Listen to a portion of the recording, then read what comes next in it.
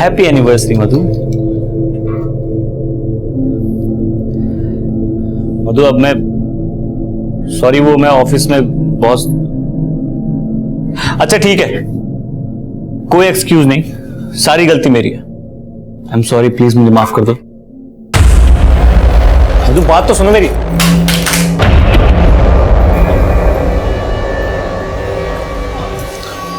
मधु मधु नहीं, मधु नहीं, मधु प्लीज देखो ऐसा मत करो, आज मत उठो प्लीज। मधु आज हमारी एनिवर्सरी है, तुम्हें पता है ना हमने क्या क्या प्लान किया था। प्लीज। घड़ी देख रहे हो? 25 मिनट में एनिवर्सरी खत्म होने वाली है, उसके बाद फिर वही जिंदगी, सुबह शाम अकेलापन और फिर रात भर इंतजार और फिर तुम्हारी वही घिसी पिटी सॉरी। तो क्या करूं? नौकरी छोड़ दूं? तुम्हें जो करना है वो करो, मुझे फर्क नहीं पड़ता है। मेरी जिंदगी ना शादी से पहले ही अच्छी थी। तुम कहना क्या चाहती हो कि तुमने मुझसे शादी करके गलती कर दी? गलती की है इसलिए तो झेल रही हो तुम्हें। झेल रही हूं मतलब? इस घर का रेंट, हमारी फ्यूचर सेविंग, हमारे जो खर्चे हैं, इन सबको मेंटेन रखने के लिए मेहनत करता हूं मैं। तुम्हें क्या लग रहा है मैं बाहर जाकर टाइम पास कर रहा हूं? मुझे क्या पता। हाँ, मुझे सिर्फ इतना पता है कि ऐसे घुटने के लिए मैं अपने पेरेंट्स को छोड़ के तुम्हारे पास नहीं आई थी। और जो मैंने तुम्हारी वजह से अपने पेरेंट्स को छोड़ा है वो नहीं दिख रहा तुम्हें? सब दिख रहा है मुझे। तुम भी अपने घर वालों की तरह ना सेल्फिश हो। नमस्कार, मैं senior inspector Abhimanyu Jindal crime petrol Dastak के आज के इस एपिसोड में आप सभी का स्वागत करता हूं। आज का हमारा ये एपिसोड एक शादीशुदा जोड़े के बारे में। शुभम और मधु आम शादीशुदा जोड़े की ही तरह इनमें भी नोकझोंक होती थी, मनमुटाव होते थे। लेकिन जब मनमुटाव और नोकझोंक की आवाज तेज होने लगे और आवृत्ति फ्रीक्वेंसी बढ़ने लग जाए तो समझ लेना चाहिए कि एक दस्तक है। ना सिर्फ इस बात की कि रिश्तों में दरार आ सकती है, बल्कि इस बात की भी कि इन दरारों में कोई बाहर वाला साजिश की सेंध लगा सकता है। आज का हमारा ये केस भी कुछ इसी तरह का है और इस केस को आपके सामने रखने का हमारा मकसद ये है कि आप ऐसी कोई दस्तक अनसुनी ना करें जो दस्तक इस केस में अनसुनी की गई।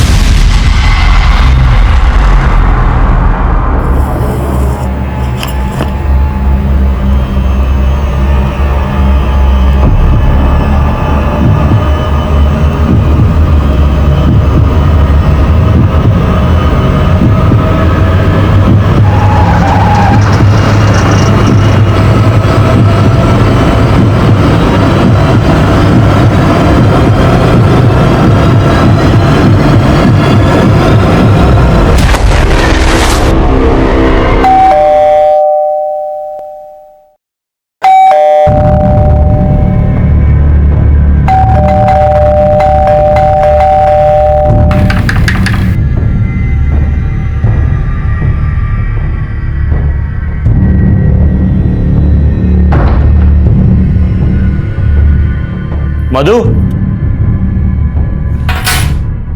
मधु,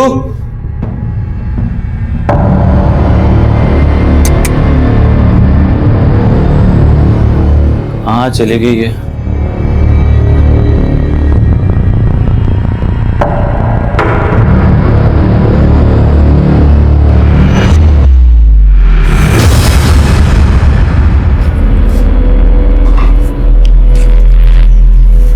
शुभम, मैंने तुम्हारी प्रॉब्लम का एक परमानेंट सॉल्यूशन निकाल लिया है।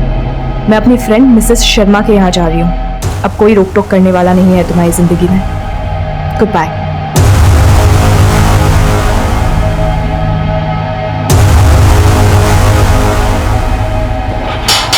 आंटी,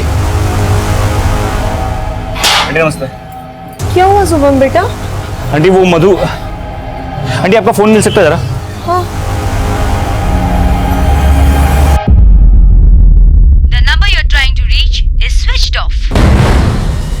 क्या बात है शुभम बेटा, क्या हुआ?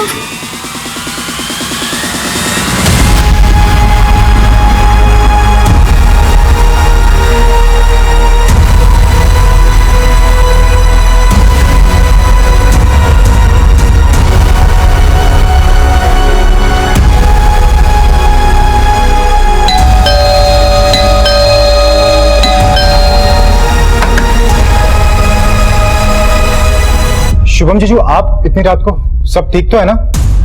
हाँ सब ठीक है बंटी। वो अरे शुभम बेटा, आओ ना। मधु नहीं है तुम्हारे साथ? शुभम जीजू, आपने और मधु दीदी में फिर से कोई झगड़ा हुआ है क्या? नहीं बंटी, ऐसा कुछ नहीं हुआ। वो मधु कह रही थी कि मिसिस शर्मा उसकी काफी पुरानी फ्रेंड है, आप लोग नहीं जानते क्या? शुभम बेटा, हम किसी मिसिस शर्मा को नहीं जानते। तो फिर मधु गई कहाँ?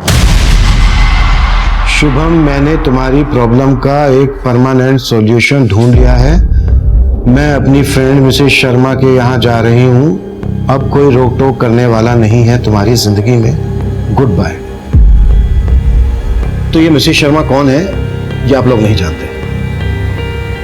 सर, मधु के मुंह से हमने ये नाम कभी नहीं सुना, और ये शुभम बोल रहा है। सर मैं सच कह रहा हूँ, मधु के मुंह से मैंने यही नाम सुना था, मिसिस शर्मा। तुमने मधु से इस मिसेस शर्मा का सिर्फ नाम ही सुना था, या मधु के साथ कभी इस मिसेस शर्मा से मिले भी थे? Not exactly sir, but sir 1 दिन पहले मैंने मधु को एक लेडी के साथ देखा था। मधु,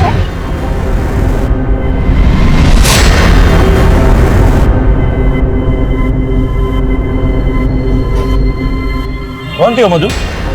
कोई नहीं, मिसेस शर्मा थी। मिसिस शर्मा? हाँ। कौन मिसिस शर्मा? तुम नहीं जानते हो, मेरी बहुत पुरानी फ्रेंड है। अगर मधु को कहीं जाना था तो तुम्हें फोन कर सकती थी, मैसेज कर सकती थी। डिजिटल इंडिया के दौर में वो तुम्हें लेटर लिख कर जाती है। सर हो सकता है मधु ने मुझे बैंक में फोन किया हो, पर उससे पहले मैं घर के लिए निकल गया हूँ। बैंक में क्यों? तुम्हें डायरेक्ट क्यों नहीं? तुम मोबाइल फोन यूज नहीं करते? करता हूँ सर, पर कुछ दिनों से नहीं कर रहा था। क्यों? वो सर मधु का फोन टूट गया था और वो रिपेयर नहीं हो रहा था। मधु तुम्हारा फोन रिपेयर नहीं हो पाएगा, मैंने ऑनलाइन ऑर्डर कर दिया, कुछ दिन में आ जाएगा। तब तक मैं क्या करूंगी शुभम? बाप रे, माहौल तो बहुत गर्म है। देखो, मजाक मत करो। अच्छा कोई मजाक नहीं, तुम ऑलरेडी मेरा फोन यूज कर रही हो ना, तो उसे यूज करो। और अगर आपको लगे कि आपको मुझसे कोई बहुत जरूरी बात करनी है तो ऑफिस में कॉल कर लेना। सर मुझे बहुत फिक्र हो रही है, क्योंकि मधु अकेले नहीं, अपने साथ अपने सारे गहने लेकर गई है। ऊपर से उसका फोन बंद हो रहा है, लेटर सर मुझे तो कुछ गड़बड़ लग रही है। शुभम, तुम्हारे और तुम्हारी पत्नी मधु के बीच रिश्ता कुछ ठीक से नहीं चल रहा है, राइट? सर लड़ाइयां तो मियां बीवी के बीच होती है, मगर सर ऐसा कुछ नहीं हुआ कि मधु मुझे छोड़ के चले जाए। लेकिन ये लेटर तो कुछ और ही इशारा कर रहा है। ऊपर से मिसेस शर्मा नाम का एक किरदार। अगर मिसेस शर्मा वाकई में कोई है तो डोंट वरी, हम ढूंढ लेंगे। सर आपको लगता है मैं झूठ बोल रहा हूँ? सर मिसेस शर्मा है, आप लोग तो कॉल रिकॉर्ड से पता लगा लेते हो ना सर, तो चेक कीजिए, शायद आपको मिसेस शर्मा का नंबर मिल जाए।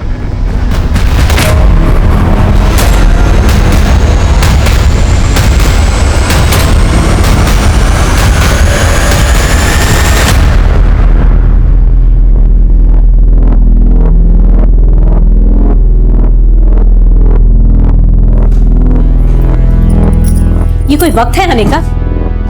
तो वापस चली जाऊं क्या? तुझसे तो बात करना ही बेकार है। अब ये अरुण तुझे ऐसे ही घुमाता रहेगा या शादी भी करेगा? कभी पूछा है तूने उससे, या बस उसके पीछे पीछे भिखारियों की तरह घूमती रहेगी? भीख मांगने की आदत आपकी और पापा की होगी, मेरी नहीं। मुझे अरुण के साथ ऐसे ही रहने में मजा आता है, तो ऐसे ही चलने दीजिए ना सब कुछ। जाके सो जाइए। मिसेस शर्मा आगे चलकर हमारे लिए एक पहेली बनने वाली थी, क्योंकि मधु के कॉल रिकॉर्ड्स में हमें उनका कोई हिंट नहीं मिला। मधु के लिखे लेटर से ऐसा भी लग रहा था जैसे मधु शुभम से नाराज होकर खुद से कहीं चली गई हो। पर नोएडा जैसे शहर में एक अकेली औरत का ज्वेलरी के साथ घर से रात भर बाहर रहना सेफ नहीं था। हमने पूरी रात मधु को ढूंढने की कोशिश की। 24 घंटे तलाश करने के बाद भी हमें मधु कहीं नहीं मिली, लेकिन हमें मिली एक लाश।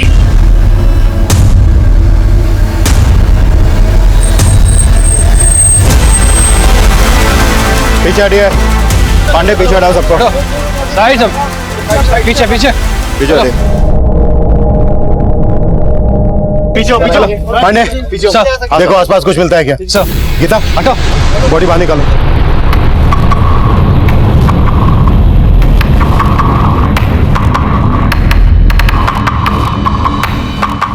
सर ये तो शुभम की पत्नी मधु ही है। लगता है गला घोटा गया। सर नाले के पास और सूटकेस में कुछ नहीं मिला। सर यहाँ तो दूर दूर तक कोई सीसीटीवी मिलने के चांसेस नहीं है। मिश्रा, सब कुछ प्लान लग रहा है। सोचा होगा कि बॉडी नाले में डूब जाएगी और हम मधु की तलाश में किसी मिसेस शर्मा को ढूंढते रहेंगे। वो लेटर, मिसेस शर्मा, सब कुछ प्लान्ड है, लेकिन मधु का फोन उसके घर के एरिया में ही स्विच ऑफ है। मिश्रा, मधु की शिनाख्त करो और फोरेंसिक टीम लेकर घर की स्कैनिंग शुरू करो। Okay sir.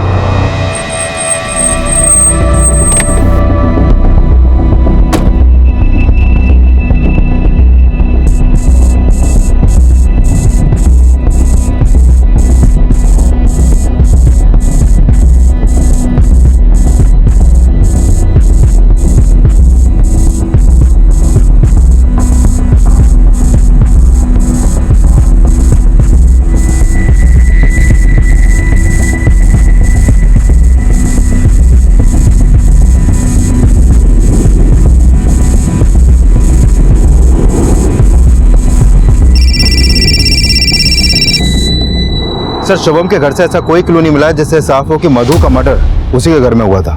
शुभम के घर वालों की कुंडलियां निकालो और पिछले दिनों की शुभम की एक्टिविटीज भी पता करो। Okay sir. सर, एक स्त्री वाले का कहना है जिस रात मधु का मर्डर हुआ शाम उससे मिलने एक औरत आई थी।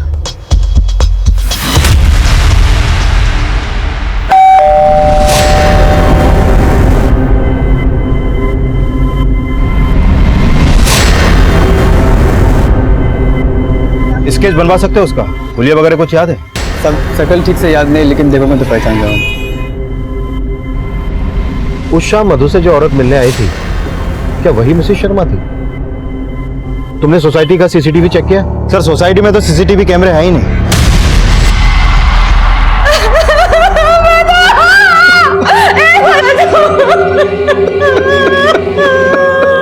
देखिए, हमें मधु की बॉडी इस सूटकेस में मिली।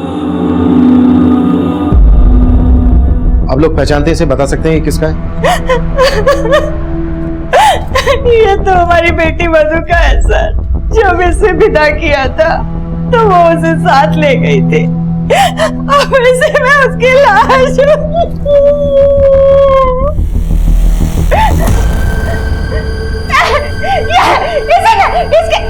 तेरे पड़े होने में के मेरी बेटी को मारो।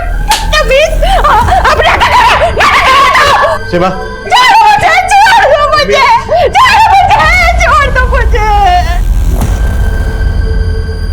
शुभम के पेरेंट्स मधु को पसंद नहीं करते थे। वो लोग उस पर दहेज के लिए दबाव डाल रहे थे। दहेज के लिए? मधु और शुभम की तो लव मैरिज हुई थी ना? हाँ सर। लेकिन शुभम की बड़ी बहन महिमा की शादी नहीं हो रही थी।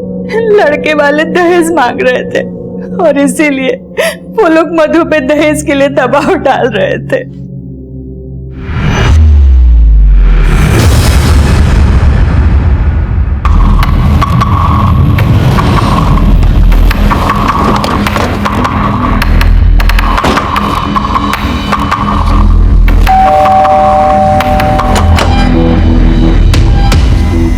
आप शुभम के पिता हैं? जी हाँ।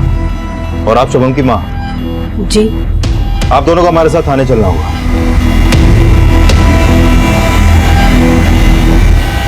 ये आप क्या कह रहे हैं सर? मैं क्यों मारूंगा मधु को? सर मुझसे प्यार करता था, हमारी लव मैरिज हुई थी। सॉरी सॉरी सॉरी मधु, सॉरी मैं लेट हो गया, सॉरी। क्या सॉरी? कितनी देर लगा दी तुमने? सॉरी बाबा, बैंक में इतना काम पड़ गया था ना। पर क्या है, तुम आदत डाल लो। एक तो मेरा काम ऐसा है और शादी के बाद भी तो तुमको मैनेज करना है। शादी? हाँ शादी। अब पहले डेटिंग साइट पे मिले, अब कैफे में मिलने लगे हैं, तो बात तो आगे बढ़ानी पड़ेगी ना। शादी करोगे मुझसे? मधु क्यों मना करती? उसने और उसके माँ बाप ने तो कभी सोचा भी नहीं था कि उन्हें इतना अच्छा लड़का मिलेगा इंटरनेट से, वो भी बिना दहेज के। और यही बात आपको चुभ रही थी, इसलिए दहेज का दबाव डालना शुरू कर दिया आप लोगों ने मधु के माँ बाप पर, है ना? सर, हम कोई दबाव नहीं डाल रहे थे। हम तो सिर्फ संबंधी होने के नाते हमने उनसे 2 लाख रुपयों की मदद मांगी थी, बस। 2 लाख? मधु बेटा, महिमा की जिंदगी का सवाल है। तू अपने मायके से 2 लाख रुपए की बात करेगी ना?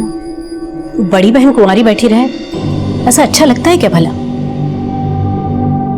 सर, मदद तो बहुत दूर की बात, मधु के परिवार वालों ने तो मधु को ऐसी पट्टी पढ़ाई कि उसने तो हमारा घर ही तोड़ दिया। वो तो हमारे बेटे को ही लेकर चली गई। सर 2 लाख की डिमांड ना पूरी करने की वजह से मेरे पेरेंट्स उखड़े हुए रहने लगे थे मधु से। मधु देखो, माँ की बात का बुरा नहीं मानते। महिमा दी की शादी टूटी अभी अभी, इसीलिए शायद गुस्सा है बस। लेकिन मैं डिप्रेस हो रही हूँ शुभम।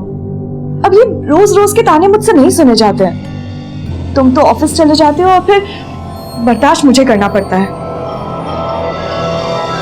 सर मैंने शुभम की फैमिली के हर मेंबर के कॉल रिकॉर्ड्स निकलवाने के लिए बोल दिए। वैसे सर शुभम की तरह उसकी फैमिली भी कहानी बनाने में एक्सपर्ट लगती है। इस कहानी का दी एंड हम लिखेंगे। सबकी कुलियां निकलवाओ और सबके हैंड राइटिंग सैंपल भी कलेक्ट करो। Okay sir. चलिए लिखिए इसमें जो मैं कह रहा हूं, लिखिए।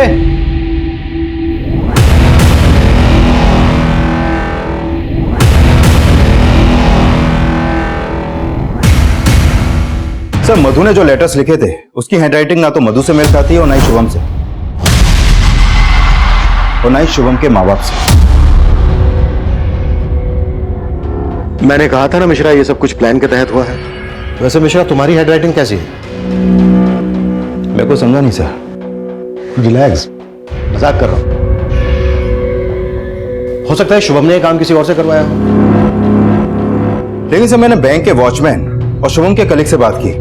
वो उस शाम अपने ऑफिस में ही था और रोजाना की तरह अपने टाइम पर ऑफिस से निकला। मुझे शुभम की सुनाई हर कहानी झूठी लग रही है। सर दहेज शुभम को नहीं, उसके माँ बाप को चाहिए था। तो हो सकता है ये कांड उसके माँ बाप ने किसी के थ्रू करवाया, या ये भी हो सकता है कि शुभम और उसके माँ बाप इन सब ने मिलकर यह कांड किया हो। लेकिन किसी के भी खिलाफ अभी तक हमें कुछ मिला नहीं है। मिश्रा एक काम करो, फिलहाल इन्हें जाने दो, लेकिन इस सब पर नजर रखना। और उस औरत का पता चला जो उस दिन मधु से मिलने आई थी उसके घर? नहीं सर अभी तक तो नहीं, लेकिन कोशिश जारी है।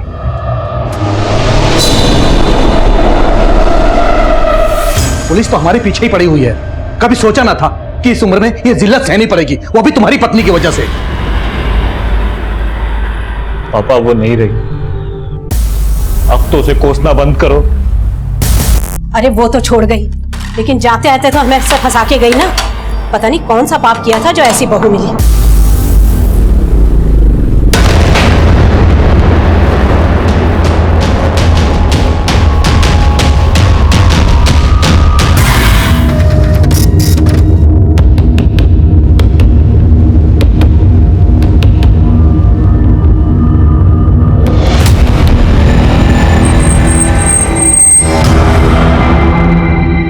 हाँ साहब, यही औरत है। सर महिमा शुभम की बड़ी बहन, वही उस शाम मधु के घर पे आई थी। उसकी फोन की लोकेशन भी मधु के घर के आसपास की थी।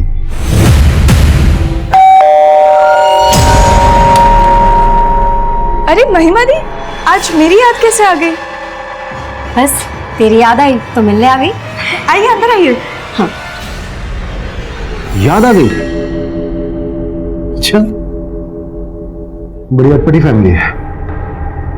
बेटा किसी मिसेस शर्मा की बीन बजा रहा है और माँ बाप अपनी बेटी की शादी टूटने के कारण अपनी बहू और बेटे से बात करना बंद कर देते हैं। और बेटी को अचानक अपनी भाभी पर प्यार आ जाता है और वो उससे मिलने जाती है, वो भी उसी दिन जिस दिन उसकी भाभी का मर्डर होता है। मुझे पता था कि आप लोग मुझ पर ही शक करेंगे। अब अपनी भाभी के घर जाना कुछ गलत है क्या? नहीं, बिल्कुल नहीं। लेकिन भाभी के मर्डर हो जाने के बाद इस बात को छुपाना गलत है। मैंने कुछ नहीं छुपाया आपसे। आप लोगों ने पूछा नहीं, इसलिए मैंने आपको बताया नहीं। अच्छा, चलो अब पूछ लेते हैं, क्यों गई थी तुम अपनी भाभी से मिलने? भाभी पर अचानक से प्यार उमड़ पड़ा था, या फिर अपनी शादी टूटने का गुस्सा निकालने गई थी? क्या शुभम की मिसेस शर्मा तुम ही हो? सिर्फ सच सुनना है मुझे।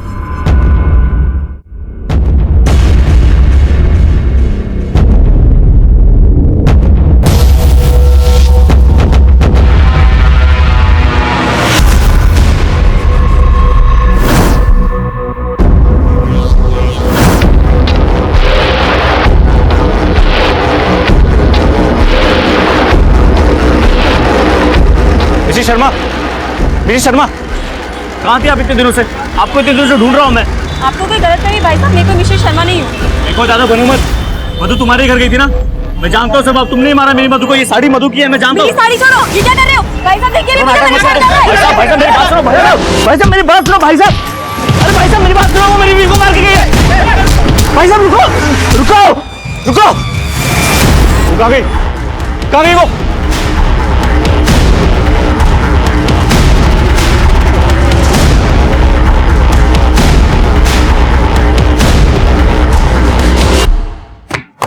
ये लीजिए, लिख दिया मैंने अपना बयान, ठीक वैसा ही जैसा हुआ था। अब अगर आपको मुझसे कोई भी सवाल करना हो तो मुझे सिर्फ फोन कर दीजिएगा, मैं खुद चल के आ जाऊंगी।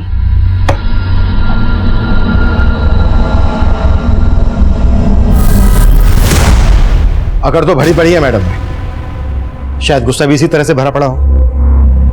बड़ी बहन होने के बावजूद छोटे भाई की शादी पहले हो गई और उसकी वाइफ दहेज लेकर भी नहीं आई, जो मैडम की शादी में काम आ सकता था, जिसकी वजह से मैडम की शादी टूट गई। नजर रखो इस पर। Okay sir. Sir sir sir वो मिसेस शर्मा मिल गई सर। मिसेस शर्मा? हाँ सर। सर उसने मधु की साड़ी पहनी हुई थी जो मैंने उसे गिफ्ट की थी। मधु की साड़ी? जी सर। सर वो मुझे मार्केट में दिखी, मैंने उसे पकड़ने की कोशिश की तो चालाकी से भाग के निकल गई, लेकिन सर मैंने उसका पता लगा लिया।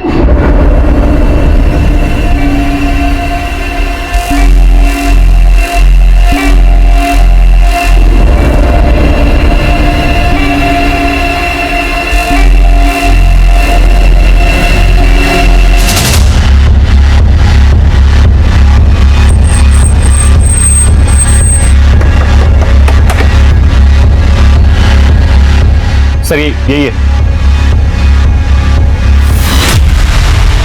सर मैं कोई मिसेस शर्मा नहीं हूँ, मेरा नाम सुनीता अग्रवाल है और ना ही मैं किसी मधु को जानती हूँ। सर ये आदमी झूठ बोल रहा है। सर मधु की साड़ी पहनी हुई, इसने गहने भी इसी घर में होंगे। सर इसी ने मारा मधु को, मुझे पता है सर, झूठ बोल रही है। सर मैंने किसी को नहीं मारा सर, इसने सरेआम मेरा पल्लू खींचा, वो तो मैंने गलती की जो पुलिस को नहीं बुलाया सर। सर झूठ बोल रहे सर ये। देखिए Mrs Sharma, I mean Mrs Agarwal, अगर आप हमसे कुछ छुपा रही हैं तो... सर मैं कुछ नहीं छुपा रही हूँ सर, ये साड़ी तो मुझे मेरे हस्बैंड ने गिफ्ट की थी। अब इनकी बीवी के पास भी वैसी ही साड़ी है तो क्या मैं कातिल हो गई? पांडे सर, पर्चा भरवा लो। सर कैसा पर्चा? सुनीता के खिलाफ हमें कुछ नहीं मिला और शुभम का उस पर शक करना हमें यह सोचने पर मजबूर कर रहा था कि वो मिसेस शर्मा को सच साबित करने के लिए इस तरह के नाटक कर रहा था। मधु की मिसिंग ज्वेलरी की तस्वीरों को हमने शहर के सभी ज्वेलरी शॉप, चोर बाजार और खबरियों में सर्कुलेट किया, लेकिन अब तक हमें वहां से भी कोई लीड नहीं मिली थी। इस बीच महिमा एक स्ट्रॉन्ग सस्पेक्ट बनकर हमारे सामने आई। साथ ही हमें यह भी लग रहा था कि मधु का मर्डर करके उसकी बॉडी को सूटकेस में डालकर ले जाना, फिर डंप करना एक अकेली औरत के लिए बहुत ही मुश्किल काम था। इसलिए हमने उसके पिता नरेंद्र की उस शाम की एक्टिविटीज का पता लगाने का सोचा और हमें एक लीड मिली भी, जो महिमा की कहानी का एक नया ट्विस्ट था। शुभम की बहन महिमा के कॉल रिकॉर्ड में एक नंबर मिला है और ये नंबर मर्डर वाली रात मधु के घर वाली एरिया में ही एक्टिव था। किसका नंबर है? सर ये नंबर अरुण का है। महिमा की अरुण से सगाई हुई थी जो टूट गई, लेकिन सगाई टूटने के बाद भी महिमा अरुण को डेट कर रही थी और सर मर्डर वाली रात ये दोनों ही देर रात तक साथ में थे। मतलब सगाई टूटी लेकिन रिश्ता नहीं टूटा। क्या ये भी मधु और शुभम की तरह लव कम अरेंज मैरिज करने वाले थे? सर लड़का तो महिमा के पेरेंट्स ने ही ढूंढा था, सगाई टूट गई लेकिन दोनों की जोड़ी नहीं टूटी। कहीं ऐसा तो नहीं है कि इसी जोड़ी ने शुभम और मधु की जोड़ी को तोड़ा हो? अरुण देख, तू मेरे साथ था, ये पुलिस को पता चल सकता है, बात भी बढ़ सकती है। तुझे मैंने बोला था ना कि वहां लेके मत जा मुझे, अब फंसा दी ना तूने मुझे। फंस तो मैं गई हूँ तेरे माँ बाप के लालच के चक्कर में। अगर बिना दहेज के शादी कर लेता तो ये सब नौबत ही नहीं आती थी ना। अब तू मेरे माँ बाप को जानती है कि दहेज उन्हें उनका हक लगता है। सुन, एक कॉल आ रहा है, मैं बाद में बात करता हूँ। हेलो, अरुण बोल रहा है। जी आप कौन? सर मैं मानता हूँ महिमा के साथ उस दिन मैं वहां पे गया था, लेकिन घर में नहीं गया था। तो तू बोल रहा है कि मधु का मर्डर महिमा ने किया? तूने बस मधु की बॉडी को डंप करने में महिमा की हेल्प की? नहीं सर। तेरी तो सगाई टूट गई थी ना महिमा से, फिर भी तू उसके साथ? सर माना हमारी सगाई टूट गई है, लेकिन मैं उससे प्यार करता हूँ। तू उस दिन देर रात तक महिमा के साथ था, मधु की वजह से तुम दोनों की सगाई टूटी। तुम दोनों उस दिन मधु से बदला लेने गए थे ना इस बात का? सर मैं मानता हूँ महिमा के साथ देर रात तक था वहां पे, लेकिन ना महिमा ने कुछ किया ना मैंने। अगर कुछ नहीं किया है तो फिर अचानक से महिमा को अपनी भाभी से मिलने की क्यों सोची? सर वो मुझे नहीं मालूम। लाइट में देख जरा, ऊपर देख, और थोड़ा सा। सर वो महिमा मेरे पेरेंट्स के दहेज का जुगाड़ करने के लिए अपने भाभी से गहने मांगने गई थी, और हमारा प्लान था कि एक बार शादी हो जाए तो मधु भाभी को उनके गहने लौटा देंगे और मैं अपने पेरेंट्स को बोल दूंगा कि गहने कहीं खो गए। गुड, एक तमाचे से एकदम तोता बन गया तो अब ये बोल गहने कहाँ है? सर वो गहने तो महिमा को उन्होंने दिए ही नहीं। अरुण चलो यहाँ से। मानी तेरी भाभी? अरे उन्होंने तो कसम खा रखी है ना मानने की। चलो यहाँ से जाते हैं। मतलब मधु ने महिमा को अपने गहने देने से मना कर दिया तो महिमा को गुस्सा आया और वो मधु का मर्डर करके ही घर से बाहर आई। सर मुझे नहीं मालूम कि महिमा और भाभी के बीच क्या हुआ था, लेकिन महिमा रात 12 बजे तक मेरे साथ थी। मिश्रा, ये भी कहानी बनाने में एक्सपर्ट है। राइट देख जरा। नहीं सर, और मत मार सर, मैं जो बोल रहा हूँ सच बोल रहा हूँ, मैं कहानी नहीं बना रहा सर। सर जो सच था मैंने आपको बता दिया। सर प्लीज सर छोड़ दो सर, जाने दो सर। ठीक है जा, लेकिन शहर छोड़कर तो कहीं नहीं जाएगा, और अगर तेरी एक भी बात छोड़ निकली तो तेरा मंडप सीधा जेल में सजेगा। पांडे सर, पर्चा भरवा लो इससे।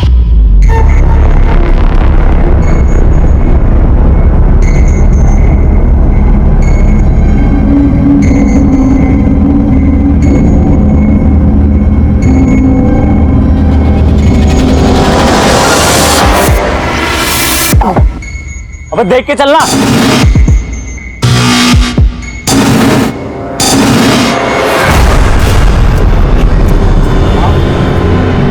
क्या हो भाई? क्या हो भाई?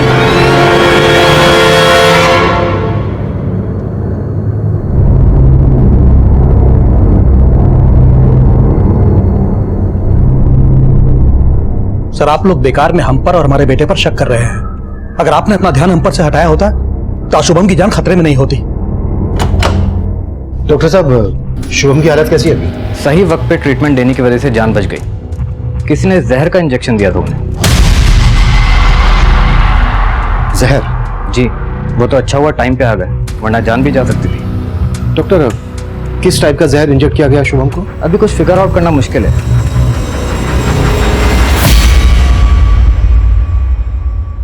सर मार्केट की सभी सीसीटीवी फुटेज चेक की, लेकिन किसी में भी इस बंदे की शक्ल नहीं दिखाई दी। सर शुभम की बॉडी में जो जहर इंजेक्ट किया गया था वो मेरिकटेक्स और फोटोसेटिक नाम के केमिकल्स को मिक्स करके बनाया गया था। सर जहर लीथल था। मुझे याद है कुछ दिनों पहले इसी एरिया में एक इंजेक्शन गैंग एक्टिव था जो लोगों को सुइयां चुभाकर उनका ध्यान भटकाकर उन्हें लूट लेता था। लेकिन सर ऐसी वारदातों में कोई जहर इंजेक्ट नहीं किया गया था। ये भी तो हो सकता है कि इंजेक्शन गैंग से जुड़े किसी आदमी को शुभम को मारने की सुपारी दी गई हो। एक काम करो मिश्रा, इस गैंग से जुड़े हर आदमी को राउंड अप करो और शुभम के बैंक कलीग की भी क्वेश्चनिंग करो। हो सकता है ये प्रोफेशनल रायवरली का केस, हर एंगल इन्वेस्टिगेट करो। Okay sir. शुभम और मधु से जुड़े हर इंसान को हम खंगाल रहे थे और आखिरकार 3 दिन बाद शुभम को होश आया। नहीं सर, मुझे नहीं याद किसने मुझे इंजेक्ट करने की कोशिश की, लेकिन सर एक बार पहले भी मुझ पर मधु पे एक आदमी ने इंजेक्शन से अटैक करने की कोशिश की थी। और ये बात तुमने हमें पहले क्यों नहीं बताई? काफी पुरानी बात है सर। मैं और मधु हमारी फर्स्ट एनिवर्सरी पे डिनर के लिए जा रहे थे।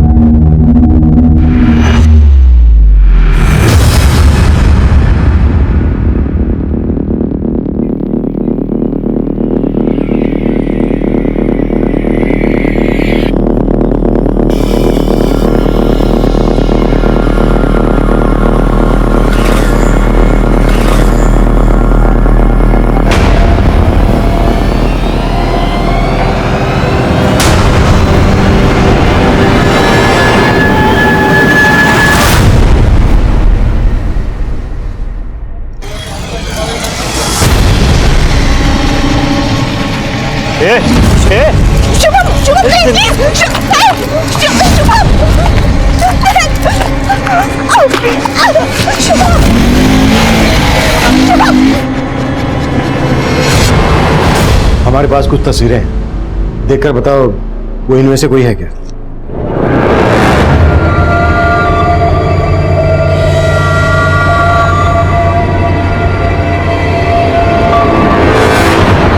नहीं सर।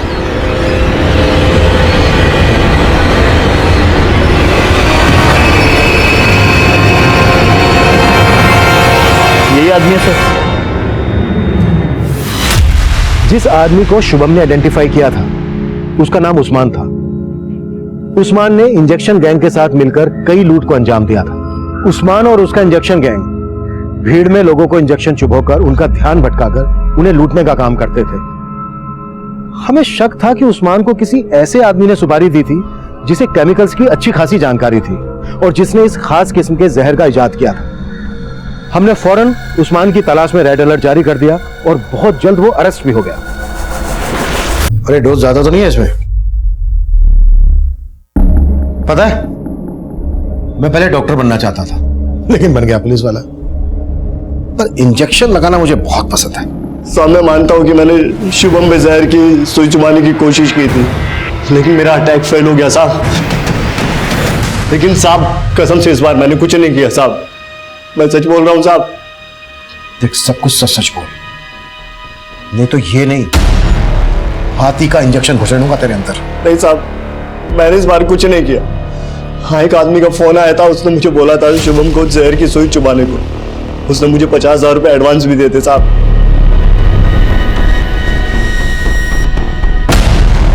कौन था वो आदमी? नाम नहीं पता साहब। उस आदमी को कहीं से मेरा नंबर मिला था, उसने फोन करके मिलने के लिए बोला और सुपारी दी, लेकिन मेरा अटैक फेल हो गया साहब, तो मैंने उसका फोन उठाना बंद कर दिया। नंबर बोलो उसका। याद नहीं है साहब, पुराने फोन में था और वो तो मैंने फेंक दिया ताकि आप मुझ तक ना पहुंच सके। हुलिया तो याद होगा ना उसका तुझे, या फिर उसका हुलिया याद दिलाने के लिए पहले तेरा हुलिया बिगाड़ा है? थोड़ा थोड़ा याद है साहब बस।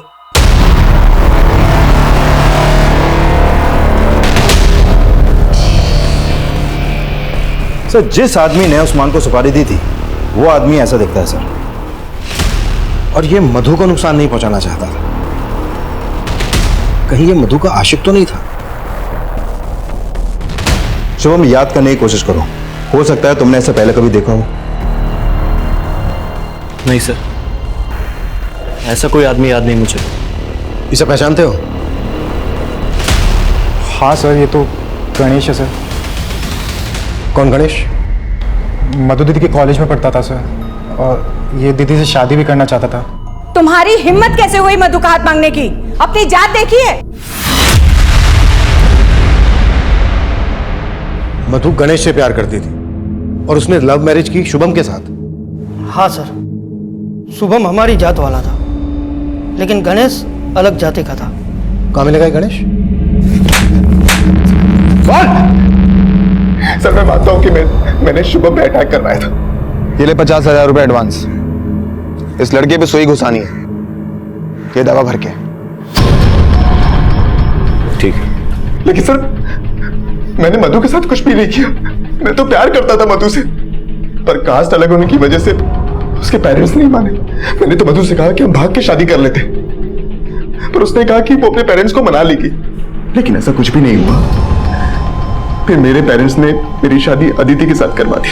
तूने अदिति से शादी कर दी, मधु ने शुभम से शादी कर दी, तो इस शुभम पर अटैक करवाने का मकसद क्या था तेरा? सर, वो मकसद भी मुझे मधु ने दिया था। मधु ने? साफ साफ बोल, कहना क्या चाह रहा है तू? मधु ने शुभम से 1 साल पहले शादी की थी, पर मेरी शादी मधु की शादी से 1 साल पहले ही हो गई थी, और उसे लगता था कि मैंने उसे धोखा दिया। जब मैंने उस समय कहा था कि भाग के शादी कर लेते हैं, तब तुम मानी नहीं, और अब जब मैं अदिति के साथ शादी कर चुका हूं तब मेरे आसपास मंडरा रही हो। आखिर चाहती क्या हो तुम? तुम्हें गणेश, मैं तुमसे बहुत प्यार करती हूँ। मैं जानती हूँ मैं अपने माँ पापा को मना नहीं कर पाई, पर मैं तुम्हारे बगैर मर जाऊंगी। मुझसे मधु का दुख देखा नहीं गया, और मैं खुद को मधु से मिलने से रोक नहीं पाया। गणेश, मैं ना अपने माँ पापा को छोड़ दूंगी।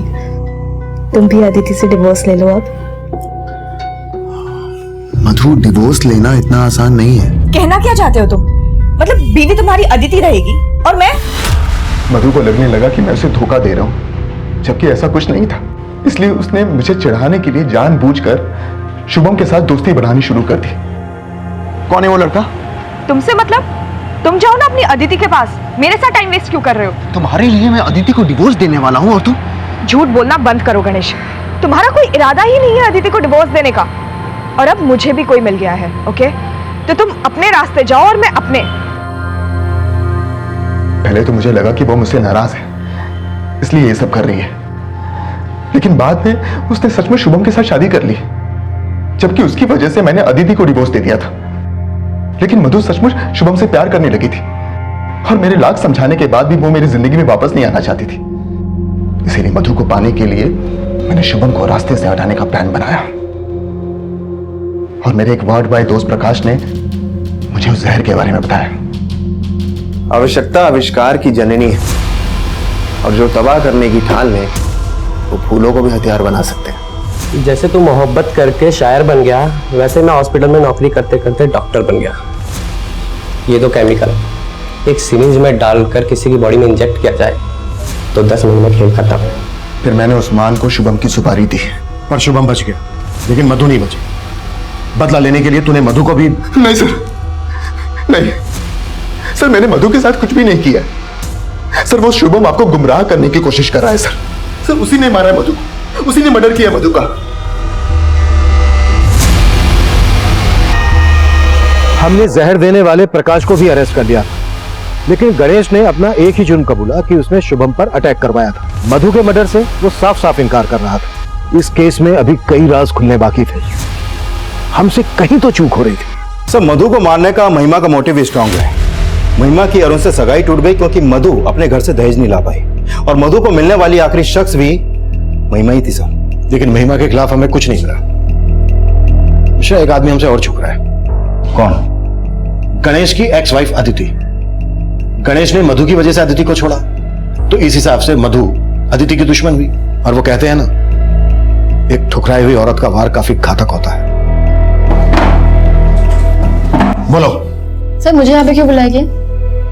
क्योंकि तुमने अपने एक्स हस्बैंड की एक्स गर्लफ्रेंड का मर्डर किया, इसलिए। व्हाट? इतनी भोली मत बनो। तुम्हारे फोन की लोकेशन मधु के फोन की लोकेशन से मैच करती थी।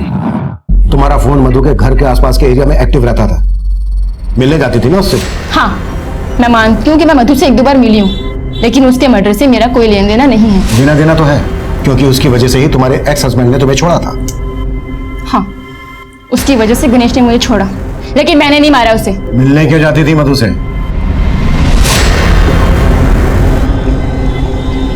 गणेश के अलावा जिंदगी में और भी कोई है। तुमने कितनों को फांस रखा है? अदिति, देखो मैं तुम्हारा गुस्सा समझ सकती हूँ, पर अब गणेश से मेरा कोई वास्ता नहीं है। मैं शुभम के साथ बहुत खुश हूँ, और देखो वो आ रहा है। प्लीज तुम यहाँ से चली जाओ, प्लीज। यानी जिस मिसेस शर्मा की बात शुभम कर रहा था, वो मिसेस शर्मा तुम हो? कौन मिसेस शर्मा? मैं किसी मिसेस शर्मा को नहीं जानती हूँ, और शुभम के आने से पहले मैं वहां से चली गई थी। लेकिन फिर मैंने सोचा, जैसे उसने मेरा घर तोड़ा, मैं भी उसका घर तोड़ दूं।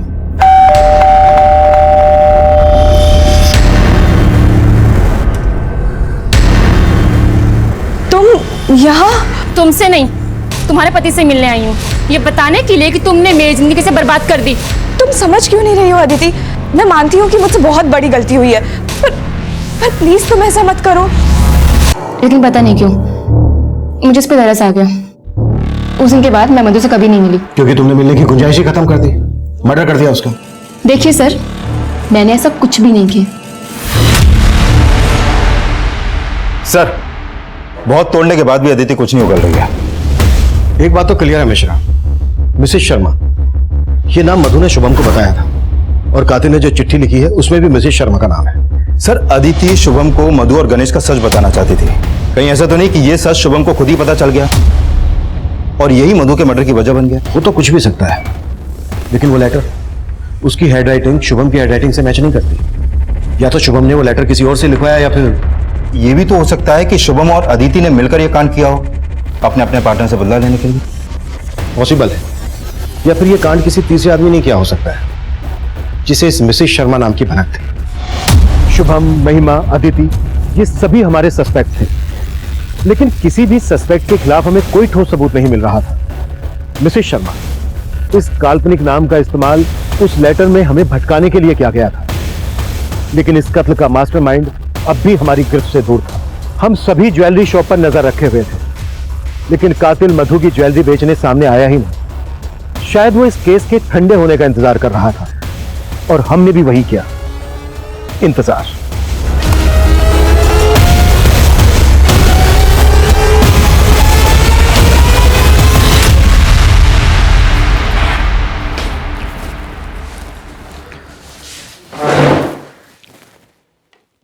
क्यों मारा मधु को?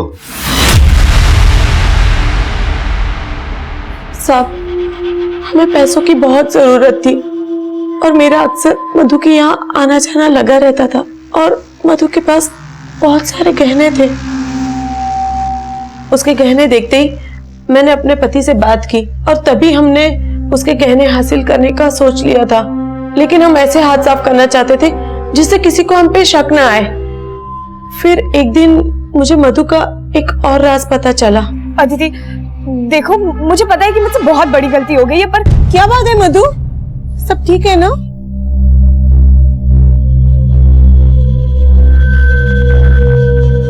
मधु ने मुझे सब कुछ बताया था। उसने मुझे यह भी बताया था कि एक दिन शुभम ने अदिति के साथ मधु को देख लिया था। तो शुभम से तुमने ये बोल दिया कि अदिति मिसेस शर्मा है? और क्या करती आंटी, जो नाम दिमाग में आया बोल दिया। कोई बात नहीं बेटा। आंटी, आप ये बात किसी को मत बताइएगा प्लीज। और हम उसके उसी राज का फायदा उठाना चाहते थे। फिर उस दिन अरे नमस्ते आंटी।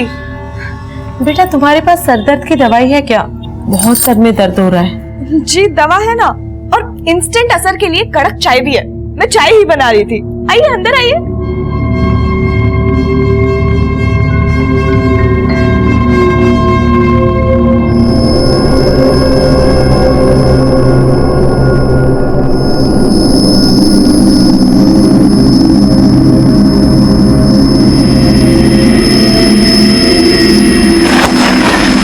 मधु इतनी रेस्पेक्ट करती थी तुम दोनों की, इतना भरोसा करती थी तुम दोनों पर, और तुम लोगों ने चंद पैसों के लालच में अपनी बेटी की उम्र की लड़की को मार डाला।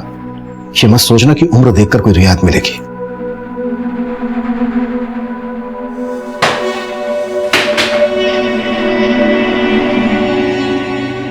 ऋचा और सुबोध इस वक्त न्यायिक हिरासत में।